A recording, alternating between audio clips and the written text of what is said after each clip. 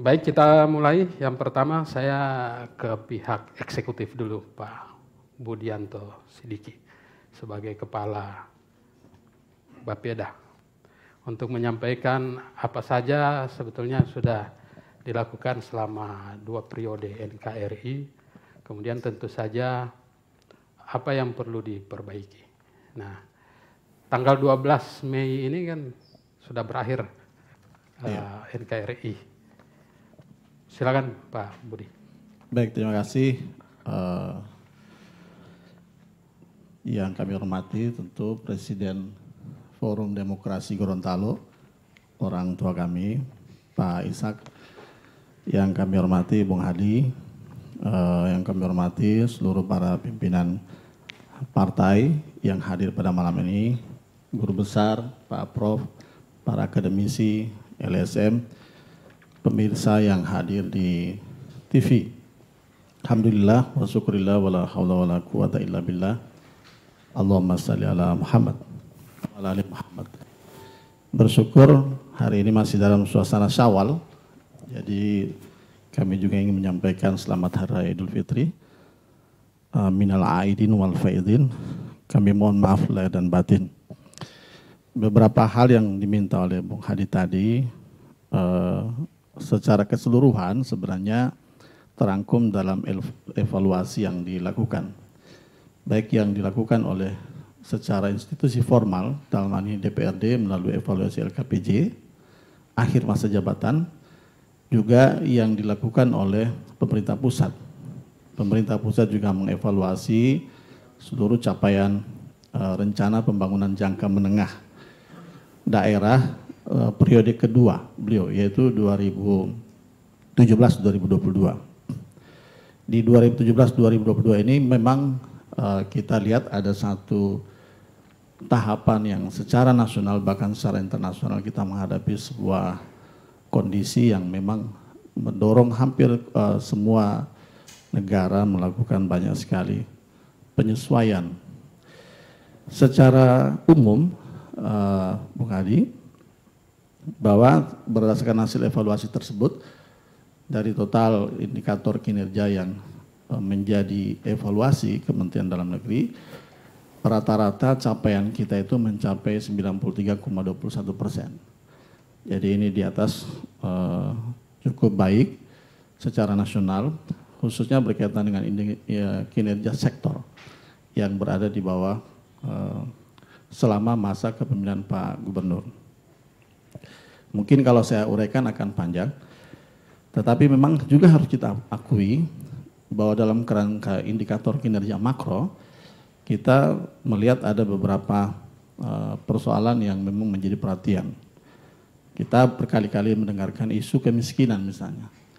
Kita sebenarnya dalam 5 tahun, Pak Gubernur dan Pak Wakil Gubernur bersama-sama dengan DPRD Provinsi Gorontalo, melalui kebijakan anggaran yang sesuai dengan apa yang kewenangan provinsi, maka sebenarnya kita sudah mendorong kebijakan anggaran untuk responsif terhadap persoalan kemiskinan. Namun memang kalau kita lihat angkanya, tadi disampaikan 15,41%, ini memang masih jauh dibandingkan dengan ekspektasi masyarakat. Indikator kinerja lainnya juga yang mengalami stagnasi misalnya, khususnya kinerja makro, yaitu berkaitan dengan pertumbuhan ekonomi. Selang 2020-2021 kita tahu persis secara nasional juga provinsi mengalami stagnasi. Kita minus 0,02% di 2020 dan kemudian kita terjadi recovery ke posisi 2,41% di tahun 2021. Jadi memang indikator ini menunjukkan indikator kinerja makro yang capaiannya bisa jadi mencerminkan kinerja provinsi, tetapi indikator kinerja makro itu dalam hal perencanaan adalah menjadi bagian dari kinerja seluruh jenjang pemerintah, baik pusat, provinsi maupun daerah.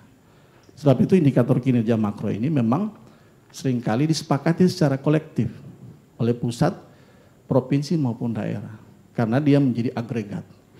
Nah, kita lihat pada posisi 2021 kita mengalami perbaikan 2,41%. Dari sisi PDRB per kapita misalnya, kalau kita membandingkan antara periode 2017 dan 2022, maka terjadi peningkatan. Di 2017 PDRB per kapita kita 29,57 juta rupiah. Kalau kita lihat di posisi di 2012 misalnya, dia masih sebesar 22,58 juta.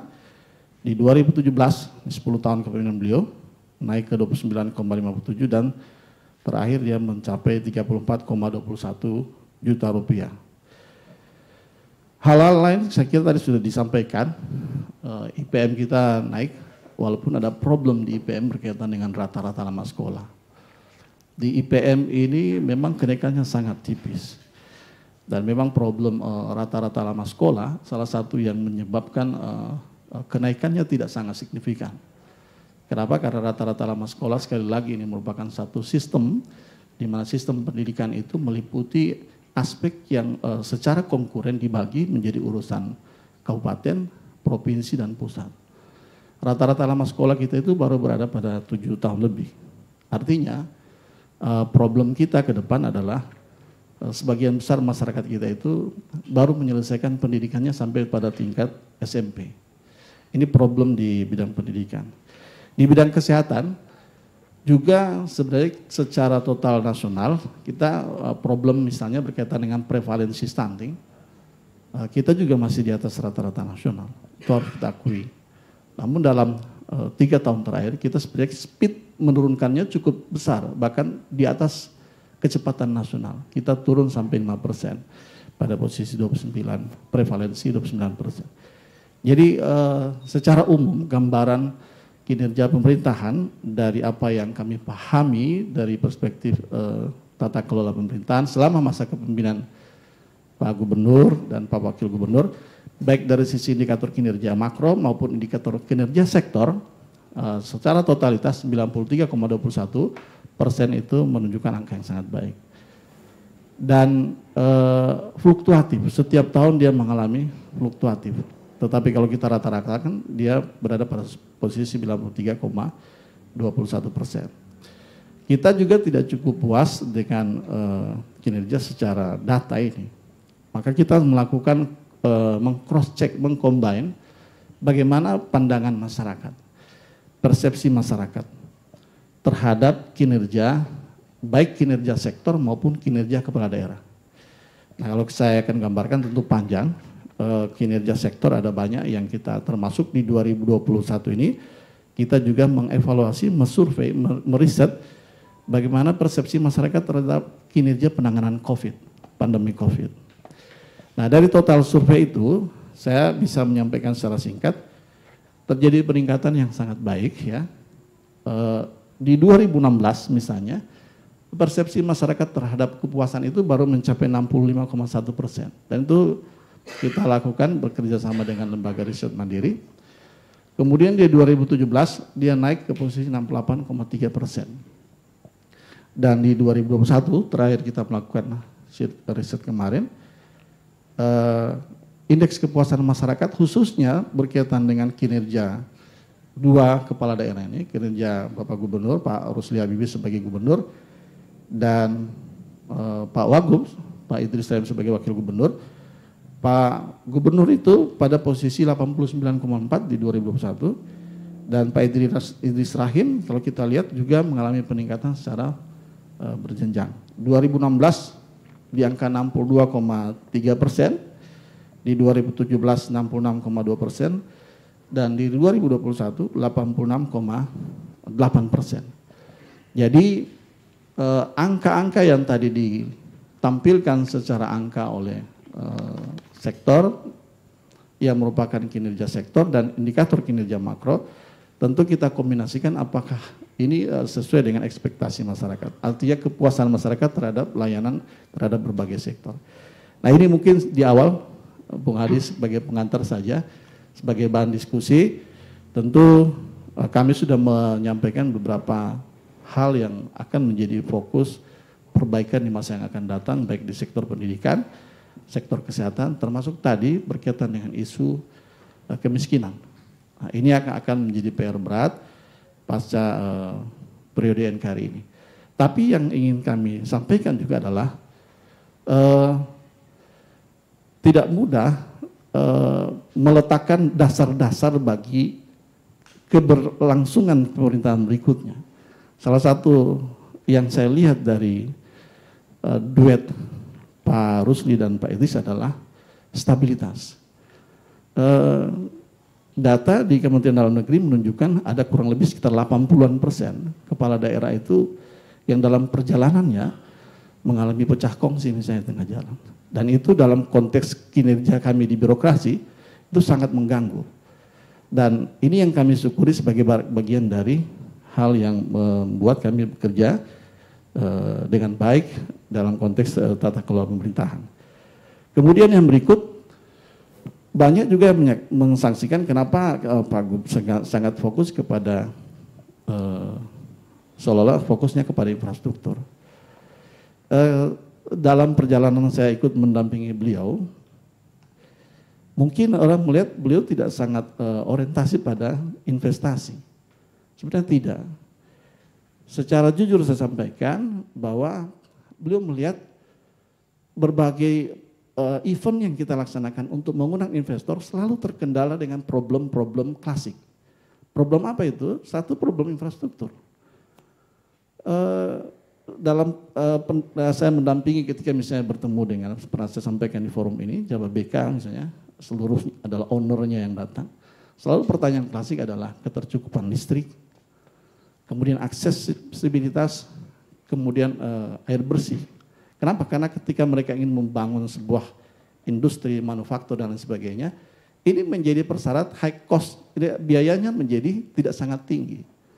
Karena pilihan mereka menginvestasikan satu tempat. Nah, selama masa kepemimpinan beliau, saya melihat Pak Gubernur dan Pak Idris Rahim itu sangat paham keterbatasan kita dari sisi fiskal. Alokasi APBD kita sangat kecil. Sehingga kita mau tidak mau membuka dua peluang. Pertama adalah peluang APBN dan beberapa proyek yang kita lihat saat ini multi years itu tidak datang dengan sendirinya. Dalam posisi kami di Bapeda, kami menyiapkan semua dokumen dan memang maestronya adalah Pak Gubernur dalam melakukan komunikasi dengan berbagai kementerian dan lembaga bersama-sama dengan DPRD Provinsi Gorontalo. Saya kira ini saja Pak Hadi. Jadi ini akan memudahkan siapapun yang menjadi baik penjabat gubernur maupun gubernur akan datang untuk mempercepat melakukan akselerasi terhadap peningkatan ekonomi khususnya dalam rangka mendorong peningkatan investasi. Ini yang bisa kami sampaikan. Terima kasih. Baik. Jadi tadi itu survei kepuasan itu tinggi sekali 89%. Lebih tinggi dari Pak Jokowi berarti. Pak Jokowi hanya 70 lebih ya. Tapi di sisi lain memang agak bertolak belakang dengan isu kemiskinan, kesehatan dan pendidikan. Tapi masyarakat puas dengan kinerja. Itu kan memang harusnya memang dijelaskan secara detail juga soal survei itu karena ada agak bertolak belakang dengan kondisi fakta di lapangan. Nah Pak Budi, kira-kira pertanyaan saya ke depannya penjabat gubernur ini sebenarnya apa yang harus dilakukan terkait dengan isu-isu tadi soal kemiskinan, pendidikan, kesehatan. Silakan. Baik, terima kasih Pak Hadi. Jadi kalau kita lihat tugas penjagob kan memang sebenarnya simpel ya. Penjagob ini memang menyiapkan transisi di mana beliau menyiapkan pilkada nanti yang akan dan juga 2024. Tapi yang menarik adalah ini masa transisi yang panjang. Ya, setengah periode. Ya, bahkan di dalam rencana pembangunan ini kalau kita menghitung periode pilkada itu November 2024, maka kalau biasanya kan pasti ada riak-riak ya, biasa ada gugatan ke MK dan sebagainya. Ya kalau kita berhitung-hitung mungkin Januari 2025 baru ada gubernur definitif. Nah, di 2025 itu begitu gubernur terpilih biasanya kita baru menyusun RPJMD. Jadi RKPD rencana kerja pemerintah tahunan 2025 hampir pasti masih di bawah pejabat gubernur. Nah, strategis sekali penjabat gubernur karena akan bermitra dengan DPR RI, dengan DPRD provinsi. Nah, saya belum tahu ya apakah yang jelas Mas Satyo ini satu, beliau akan mengawal juga rencana pembangunan daerah di masa transisi. Dan rencana pembangunan daerah masa transisi ini tentu salah satu hasil yang kami evaluasi, termasuk yang Bung Hadi sampaikan tadi, problem kemiskinan, itu menjadi high priority di dalam rencana pembangunan daerah. Jadi ada beberapa skala prioritas yang sangat prioritas di dalam 2020 RPD, rencana pembangunan daerah. RPD ini RPJMD masa transisi, istilahnya RPD. Pertama problem kemiskinan, isu kesehatan tadi, pendidikan, dan juga berkaitan dengan lingkungan hidup. Karena intensitas bencana yang semakin tinggi di kita itu menunjukkan ada problem berkaitan dengan daya tampung. Jadi Pak Hadi, saya kira itu tugas Penjagub, tidak sekedar menyiapkan, tapi dia akan mengawal rencana pembangunan daerah sampai dengan periode RKP 2025. Karena RKP 2025 itu kita akan susun sejak Desember 2025. Sejak Desember 2024. Ya, saya kira itu. Terima kasih.